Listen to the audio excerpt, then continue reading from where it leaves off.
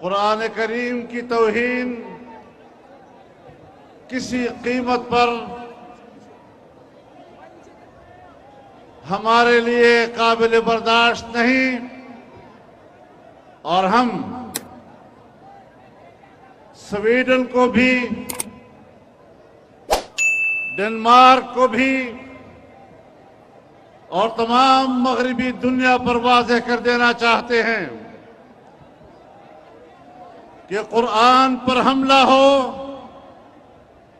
جناب رسول اللہ صلی اللہ علیہ وسلم کے ناموس پر حملہ ہو، امت مسلمہ اسے اپنے خلاف اعلان جنگ سمجھتی ہے۔ اور یاد رکھو، اگر مسلمان بفر گئے تمہارے اوپر کرۂ ارض کو تنگ کر دیں گے اور کہیں بھی تمہیں جینے کا موقع نہیں ملے گا۔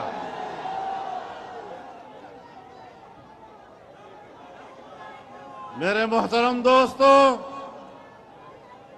یہ تو مسلمان ہیں جو وسیع النظر ہیں۔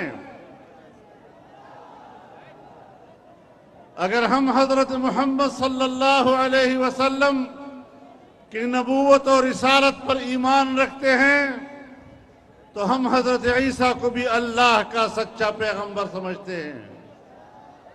اگر ہم قرآن کریم پر ایمان رکھتے ہیں تو ہم انجیل کو بھی اللہ کی کتاب سمجھتے ہیں۔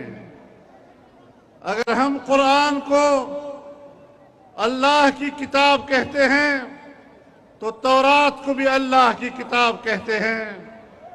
اگر ہم حضرت محمد صلی اللہ علیہ وسلم کو اپنا پیغمبر سمجھتے ہیں تو حضرت موسیٰ علیہ السلام کو بھی اپنا پیغمبر سمجھتے ہیں۔ آسمانی کتابوں کی عزت و احترام کرتے ہیں، لیکن وہ تم ہو کہ تم نے انجیل کا حلیہ بگاڑ دیا ہے۔ وہ تم ہو جنہوں نے تورات کا حلیہ بگاڑ دیا ہے۔ تم اپنی کتابوں کی حفاظت نہیں کر سکے، تم نے اس پہ تحریف کر دی ہے۔ لیکن مسلمان قرآن کی حفاظت جانتا ہے، ایک ایک حرف کی حفاظت جانتا ہے، اور آج بھی قرآن ہی ایک آسمانی کتاب ہے کہ جو اول تا آخر زبر زیر بھی اس کا محفوظ ہے، اور انشاءاللہ مسلمان اپنے خون کا نذرانہ دے کر اپنے قرآن کی حفاظت کریں گے انشاءاللہ۔ میں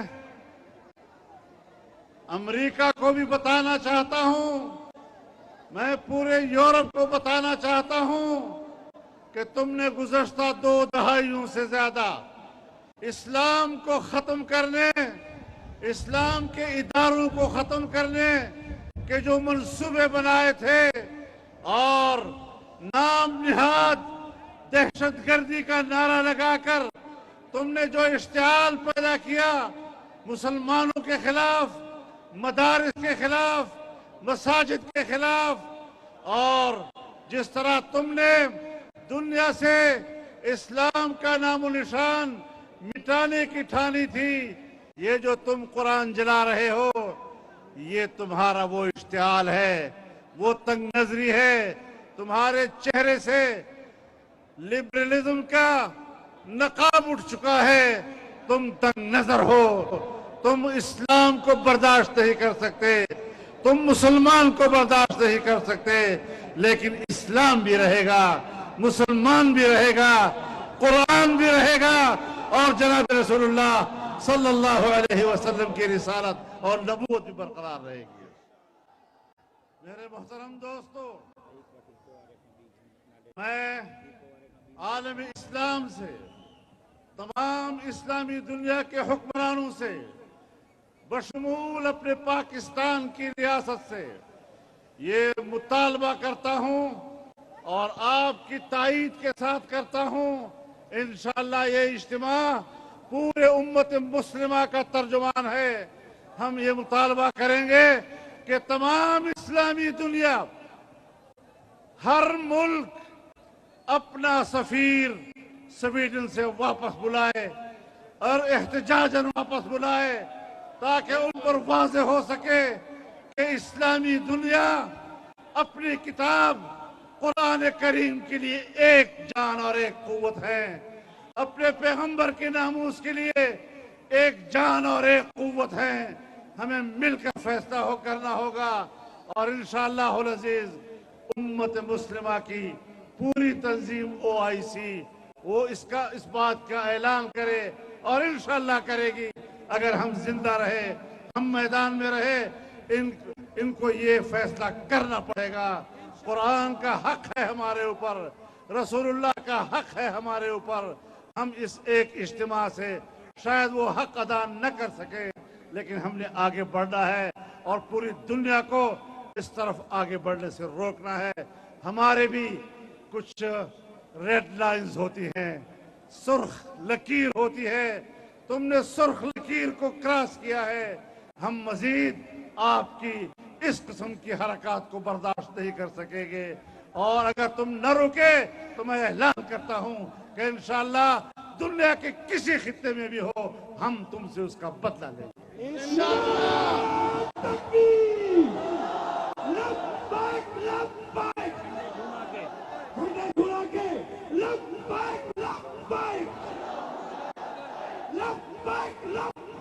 جھنڈے جھوماؤ، جھنڈے جھوماؤ، اللہم لبیک، مرداباد مرداباد، سویڈن سویڈن، سویڈن سویڈن، مرداباد مرداباد، مرداباد مرداباد۔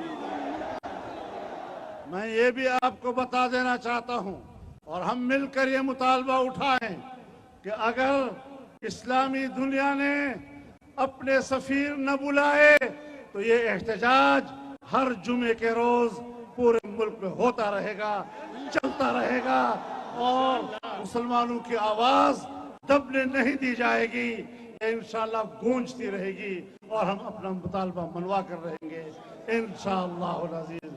آپ نے بارش میں بھی بڑی استقامت کا مظاہرہ کیا، میں آپ کو اس کامیاب اجتماع پر مبارکباد بھی پیش کرتا ہوں۔ بڑے اجرت سے ایک دن کے نوٹس پر آپ کو بلایا، اور آپ اتنی بڑی تعداد میں شریک ہوئے۔ یہ سلسلہ جاری رہے گا انشاءاللہ، بھرپور طور پر جاری رہے گا انشاءاللہ، اور اپنا دباؤ بڑھاتے رہیں انشاءاللہ۔ ان کو ہم پر نہیں مارنے دیں گے۔ اسرائیل کے اور سویڈن کے جھنڈے اور پتلا اسرائیل کا ابھی نظر آتش کیا جائے گا۔